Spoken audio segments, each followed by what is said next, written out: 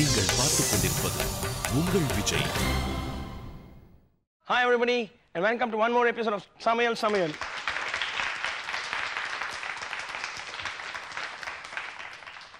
இன்னைக்கு டாக்டர் இல்ல போல இருக்கு. So there's nobody to ask questions to me. So we start with the tip of the day. Today's tip is வீட்ல இட்லி பண்ணுவோம். So அதில் வந்து உளுந்து ஜாஸ்தியாக போடுறதுக்கு வந்து அவசியம் இல்லாத போது உளுந்து விலை ஜாஸ்தி. ஸோ உளுந்து கம்மியாக போடும்போது we can add flat rice, அதாவது அவல் போட்டு அந்த இட்லி மாவு அரைச்சோன்னா இட் பஃப் அப், புளிப்பும் சீக்கிரமாக ஏறும், உளுந்தும் கம்மியாக யூஸ் பண்ணலாம். So the menu of the day is wait, இது உனக்கே நல்லா இருக்கா? ஹாய், இது உனக்கே நல்லா இருக்கா? உங்களுக்கு வேற வழி கிடையாது, எப்போ பார்த்தாலும் சமையல்லாம் அந்த புகையில வேர்க்க விறுவிற்க சமைச்சிட்டு இருப்பீங்க. நாங்களாவது அட்லீஸ்ட் இந்த ஷோல கொஞ்சம் அழகா இருக்கலாமேன்னு மேக்கப் பூசுறதுக்கு கொஞ்சம் டைம் எடுத்துட்டேன். ஒரு ஆர்வக்கோளாறு தான், அதுக்குள்ள நீ இஷ்டத்துக்கு ஆரம்பிச்சுடுறதா ஷோவை? ஸோ இன்னைக்கு மெனுவை நான் தான் சொல்லுவேன். இன்னையோட மெனு ஒன் இஸ் கோழி roast and the other item for today is பெசலட்.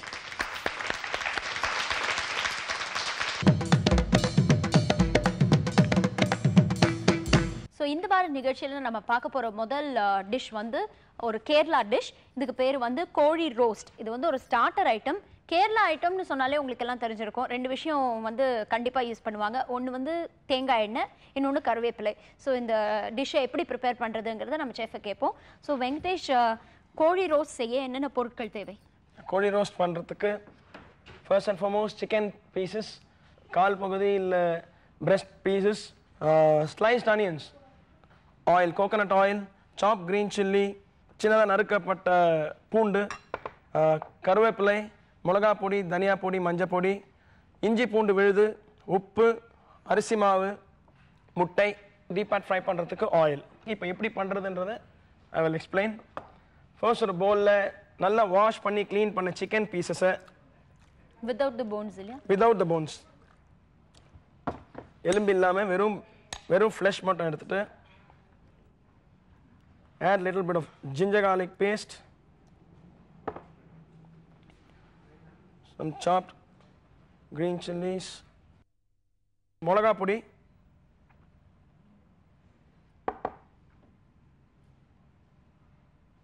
தனியா பொடி, மஞ்சள்,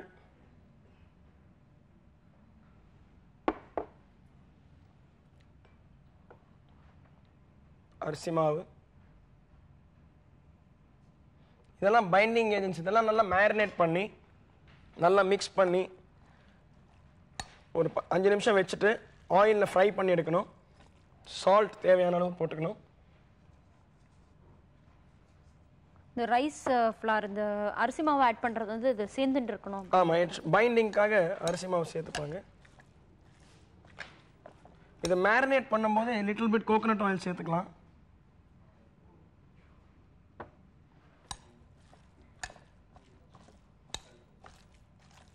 இது நல்லா பைண்ட் ஆகணுன்றது, மசாலாலாம் நல்லா மிக்ஸ் பண்ண பிறகு ஒரே ஒரு முட்டை, இது again it's binding for the body. நல்லா முட்டையை போட்டு நல்லா மிக்ஸ் பண்ணணும். ஸோ நீங்கள் போட்ட இன்க்ரீடியன்ஸ் எல்லாம் நல்லா இட் வில் ஸ்டிக் ஆன். சிக்கனை ராவா யூஸ் பண்ணாமல் பாயில் பண்ணிட்டு யூஸ் பண்ணலாமா? பாயில் பண்ணி யூஸ் பண்ணால் பிரெஸ்ட் பீஸ் வந்து நீங்கள் பாயில் பண்ணி யூஸ் பண்ணிங்கன்னா கொஞ்சம் ரப்பரியாக இருக்கும். ஆயிலில் போட்டு ஃப்ரை பண்ணி திருப்பி நீங்கள் டாஸ் பண்ண போகிறீங்க. கொஞ்சம் கோகனட் ஆயில் போட்டு திருப்பி டாஸ் பண்ணும்போது இட் வில் பிகம் ரப்பரி.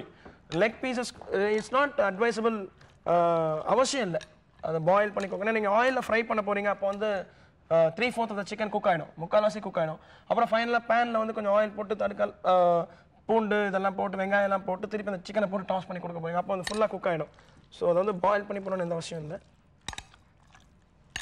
இப்போ அந்த முட்டை எல்லாம் போட்டு அந்த இன்க்ரீடியன்ஸ் எல்லாம் நல்லா மிக்ஸ் ஆகி அந்த சிக்கனுக்குள்ளே பெனிட்ரேட் ஆகும். It will go inside the meat. அந்த மீட்டுக்குள்ளே அந்த கறியில் நல்லா சோக் ஆகும், நல்லா ஊறும்.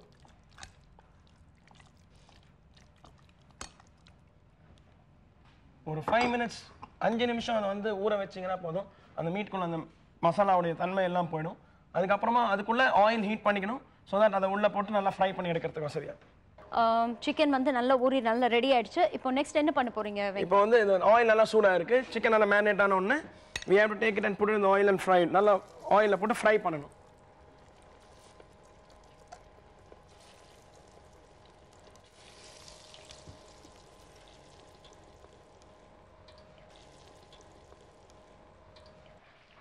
அது ஆயிலில் ஃப்ரை பண்ணிட்டு இருக்கிற அந்த நேரத்தில் ஒரு பேனில் கோகனட் ஆயில் ஆட் பண்ணி add little bit of coconut oil.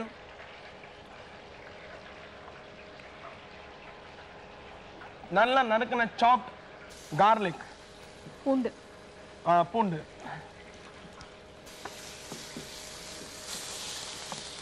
பூண்டு. நல்லா நறுக்கின பச்சை மிளகாய்.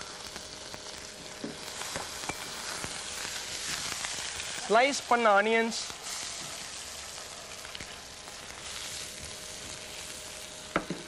அந்த பூண்டு வந்து நல்ல டார்க் ப்ரௌன் ஆகணும். அந்த ரோஸ்டட் ஃப்ளேவர் கிடைக்கிறதுக்காக நல்லா டார்க் ப்ரௌன் ஆகணும். இந்த வெங்காயம் நல்லா வதங்குற டைமில் சிக்கன் குக் ஆகிருக்கும்.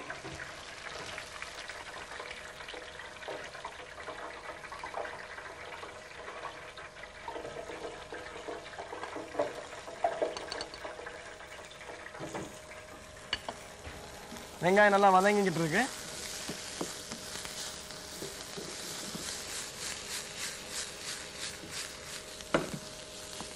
நல்லா பொன்னிறமாக வர வரைக்கும் அந்த வெங்காயத்தை நல்லா வதக்கிட்டு மீன்வாயில் புட் சம் கருவேப்பிலை. இதில் ஜிஞ்சர் இஞ்சியை வந்து நீட்டாக வெட்டி நல்லா ஜிஞ்சரை ஸ்லைஸ் பண்ணிட்டு ஜூலியன் சொல்லுவாங்க. சின்ன சின்ன ஸ்ட்ரிப்ஸாக வத்தி குச்சி மாதிரி சின்ன சின்னதாக நறுக்கி கூட போடலாம். அது காமனாக கேரளாவில் அந்த மாதிரி காமனாக ஜிஞ்சர் கரி லீவ்ஸ் தேங்காய் கோகனட் ஆயில் தேங்காய் எண்ணெய் இதெல்லாம் அதிகமாக பிரயோகம் யூஸ் பண்ணுவாங்க அங்கே. வெங்காயம் வந்து நல்லா ரோஸ்ட் ஆகிடுச்சு. இந்த ஃப்ரை பண்ண சிக்கன் எடுத்து இப்போ இதில் போட்டு just has to be tossed ஒரு 2 minutes.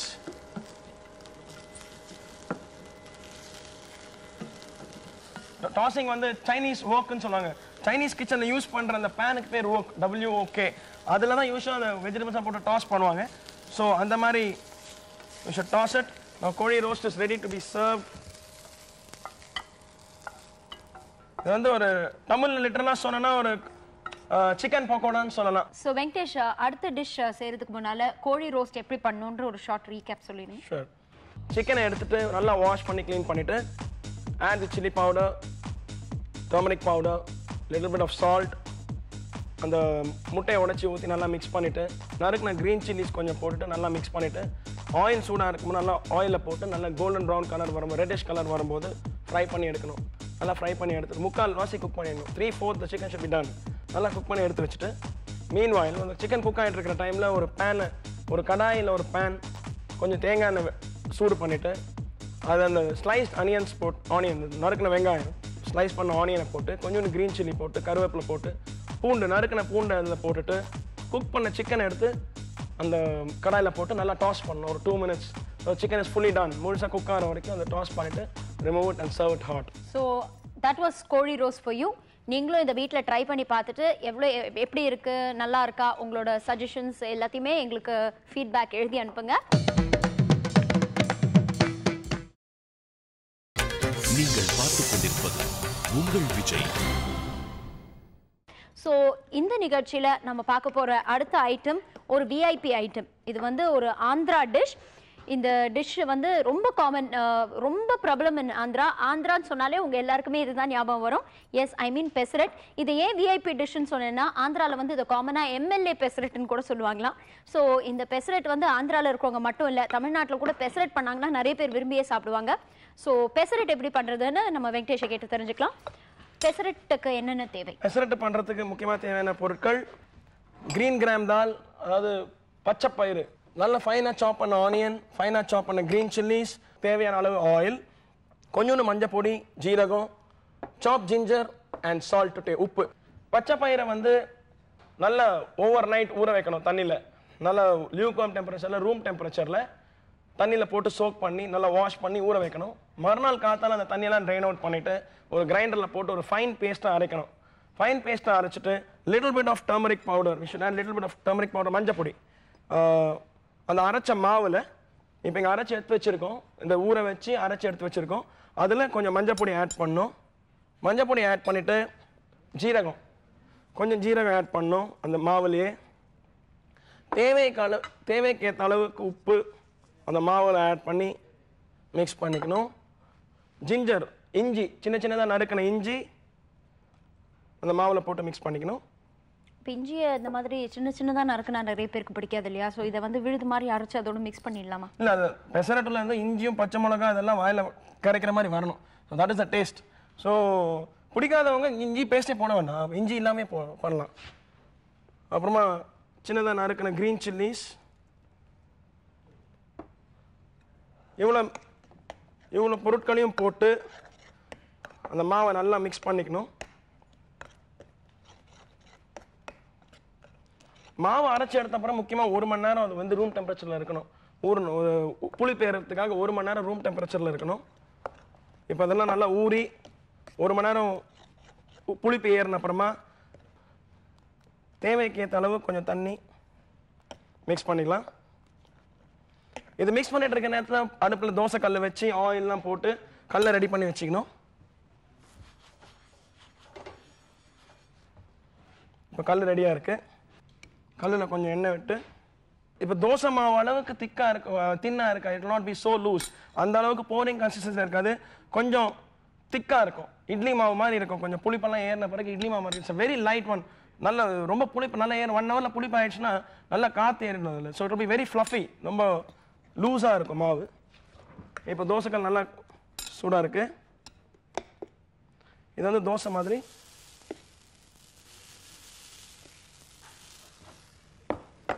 it has to be spread.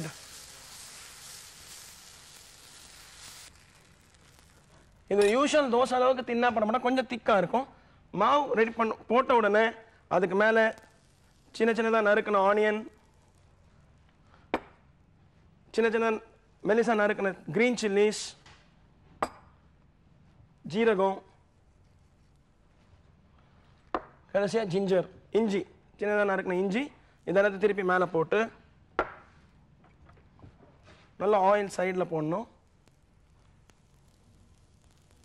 பெசரெட் ready ஆயிடுச்சு. ஸோ வாட் இஸ் இது வந்து சாதாரண தோசை மாதிரி ரெண்டு சைடும் குக் பண்ணணும். ஒன் சைடு நல்லா குக் ஆன பிறகு டர்ன் பண்ணி அதர் சைடு குக் பண்ணணும். ஸோ தட் ஆனியன் எல்லாம் நல்லா ரோஸ்ட் ஆன மாதிரி இருக்கும். இதை குக் பண்ணு. ஆந்திராவில் வந்து இது வந்து எம்எல்ஏ பெசரட்டுன்னு சொல்லுவாங்க. பட் இதில் வந்து நடுவில் உப்புமா மாதிரி ஒன்று பண்ணி அதில் ஃபில் பண்ணி மடித்து கொடுப்பாங்க. It is very famous in Andhra. நீங்கள் எப்படி செட்டிநாட்டில் கல் தோசை ரொம்ப ஃபேமஸோ அதே மாதிரி ஆந்திரா ரீஜனில் வந்து பெசரட்டுன்றது ரொம்ப ஃபேமஸ். இட் இஸ் வைட்லி நிறைய இடத்துல வந்து ஆந்திராவில் இது ரொம்ப ஃபேமஸ். ஸோ பெசரட்டு வந்து என்னென்ன சைட் டிஷ்ஷோட சாப்பிடலாம், என்னென்ன அக்கப்தனி மீன்ஸ்? பெஸ்ட் கோஸ் வித் தேங்காய் சட்னி. தேங்காய் சட்னி கூட ரொம்ப நல்லாயிருக்கும்.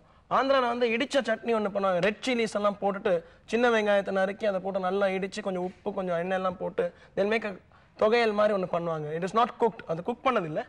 அதை வந்து இடித்து பவுண்டட் சட்னி மாதிரி இருக்கும். அது கூட யூஸ்வலாக இதை கொடுப்பாங்க. இப்போ pesarattu is ready. Both the sides are cooked. Pesarattu is ready to serve. So பெசரட்டும் கோழி ரோஸ்ட்டையும் நம்ம நேர்கள் டேஸ்ட் பண்ணுறதுக்கு முன்னால் ஒரு ஸ்மால் ரீகேப் பெசரட் எப்படி பண்ணணும்னு. கிரீன் கிராம் தால் பச்சை பயிரை முந்தின நாள் நைட்டே ஒரு லியூக்வார்ம் டெம்பரேச்சரில் ரூம் டெம்பரேச்சரில் வச்சு ஊற வச்சு நல்லா வாஷ் பண்ணிவிட்டு மறுநாள் காத்தால அந்த கிரைண்டரில் போட்டு ஒரு ஃபைன் பேஸ்ட்டாக அரைச்சி ரூம் டெம்பரேச்சரில் திருப்பி 1 hour வைக்கணும் புளி பேரத்துக்கு. ஃபர்மெண்டேஷன் நல்லா ஆன பிறகு மாவு நல்லா உப்பி வரும். நல்லா மிக்ஸ் பண்ணிவிட்டு சின்னதாக நறுக்கின க்ரீன் சில்லிஸ், பச்சை மிளகா, இஞ்சி, ஜீரகம் இதை போட்டு நல்லா மிக்ஸ் பண்ணிவிட்டு கொஞ்சம் மஞ்சள் பொடி போட்டு மிக்ஸ் பண்ணிடணும். உப்பு தேவையான அளவு உப்பு அதுலேயும் போட்டு மிக்ஸ் பண்ணிவிட்டு தோசைக்கல் ரெடி ஆன பிறகு தோசை போடுற மாதிரியே போட்டு ஸ்ப்ரெட் பண்ணி கொஞ்சம் திக்காக போட்டுட்டு அது குக் ஆகிறதுக்கு முன்னாடி மேலே சின்னதாக நறுக்கின வெங்காயம், திருப்பியும் வெங்காயம், ஜீரகம், பச்சை மிளகா அண்ட் இஞ்சி போட்டு ஒன் சைடு நல்லா குக் ஆன பிறகு மேலே ஆயிலில் போட்டு திருப்பி டர்ன் டவுன் பண்ணிவிட்டு 2 சைடும் குக் பண்ணிவிட்டு எடுத்து மடித்து கொடுத்தது. It's served hot with coconut chutney usually. நம்ம ஆடியன்ஸில் நிறைய பேர் அவலா காத்துட்டு இருக்காங்க. யார் வந்து கோழி ரோஸ்ட்டை ஃபர்ஸ்ட் டேஸ்ட் பண்ண போறீங்க? சும்மா கையில் எடுத்துக்காதீங்க. No problem. சின்ன பீஸ் இருக்கு, எடுத்துக்காதீங்க. இப்படி வந்துருங்க. நல்லா இருக்கு. அது யோசிச்சு சொல்றாங்க. இவர் மூஞ்சில பார்க்கணுமே அப்படியே என்ன சொல்ல போறாங்களோ அப்படின்னு. டேஸ்ட் பண்ணிட்டு தானே சொல்ல முடியும். ரொம்ப நல்லா இருக்கு. இது கோகனட் ஆயில் யூஸ் பண்ணிருக்கீங்கல்ல, நிறைய பேருக்கு இந்த ஸ்மெல்லாம் பிடிக்காது. வேற ஆயில் ஏதாவது யூஸ் பண்ணலாம்? Refined oil. கோகனட் ஆயில் பிடிக்காத பட்சத்தில் ரீஃபைண்ட் ஆயில் யூஸ் பண்ணலாம். Substitute you can always. Alternative வந்து எது நம்ம குக் பண்ணுறோம் வந்து நம்மளுக்கு தான் தெரியும். குக் பண்றவங்களுக்கு எது பிடிக்கும்னு நம்மளுக்கு தான் தெரியும். ஸோ அந்த ஏற்ற மாதிரி அதுக்கேற்ற மாதிரி ஆயில் வந்து வேற ஆயில் மாற்றி போடலாம். இன்கிரீடியன்ஸ் சேஞ்ச் பண்ணக்கூடாது. கோகோனட் ஆயில் பிடிக்காட்டி you can use refined oil also. Smell எல்லாம் பிடிக்காது. Okay, you can go ahead with refined oil. Thank you. வேற யாரும் ஏதாவது டவுட் கேட்க விரும்புறீங்களா? ப்ளீஸ்.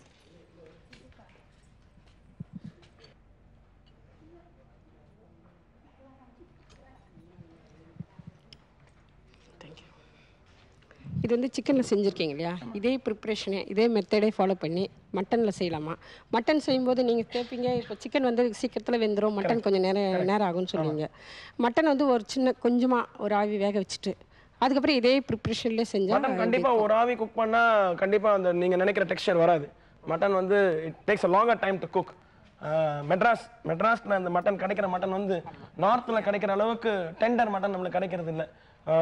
ஸோ மெட்ராஸில் கிடைக்கிற அந்த மட்டன் பொறுத்த வரைக்கும் it take a longer time, கொஞ்சம் நிறைய டைம் ஆகும் குக் ஆகிறதுக்கு. ஸோ மட்டன் வந்து கொஞ்சம் நல்லாவே குக் பண்ணிட்டு ஒரு 1 hour ஆகும். இப்போ குக்கரில் குக் பண்ணிங்கன்னா ஒரு 15 minutes நல்ல வேக்கண்ட குக் பண்ணிட்டு அதுக்கப்புறம் எடுத்து இதே மேனேஷன் ஆயிலில் ஃப்ரை பண்ணி போடலாம். பட் மட்டனில் நிறைய டிஷ்ஷஸ் இருக்கு. இந்த டிஷ்ஷை தான் மட்டனில் பண்ணணும். மட்டன் இதே மாதிரி பண்ணுறது உப்பு கறி நிறைய மட்டன் டிஷ்ஷஸ் இருக்கு. இது வந்து சிக்கன் டிஃப்ரெண்ட்டாக இருக்குது. இந்த இது டிஃப்ரெண்ட் இருக்கு. பட் இது வந்து சிக்கன் கூட பண்ணி சாப்பிட்டு என்ஜாய் பண்ண வேண்டிய dish. That was a nice question. So Vijay TV சார்பில் உங்களுக்கு ஒரு small gift. Small gift from Vijay TV. Thank you.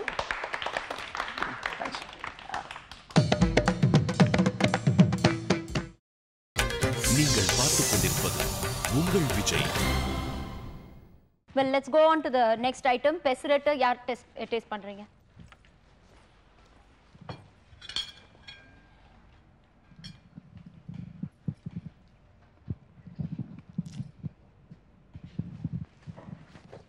Pesarattu taste ரொம்ப நல்லா இருக்குது.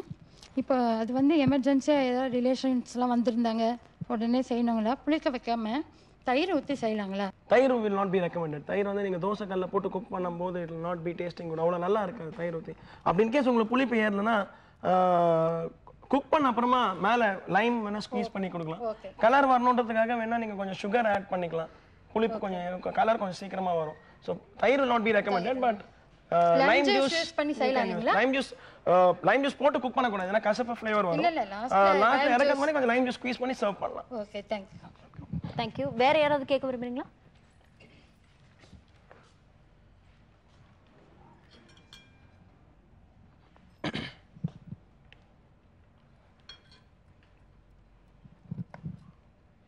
இதில் ஆக்சுவலாக வந்து அரிசி எல்லாம் ஆட் பண்ணலை. நம்ம அரிசி ஆட் பண்ணி இன்னும் கிறிஸ்பாக வரும் இல்லை? அரிசி மாவு ஆட் பண்ணா கிறிஸ்பா வரும். அரிசியே ஊற வச்சுட்டா அரிசியே ஊற வச்சா கிறிஸ்பா வரும்னு கிறிஸ்பா வர்றது அவ்வளோ இல்லை. கிறிஸ்பா வராது. அரிசி மாவு வேணா மிக்ஸ் பண்ணலாம்.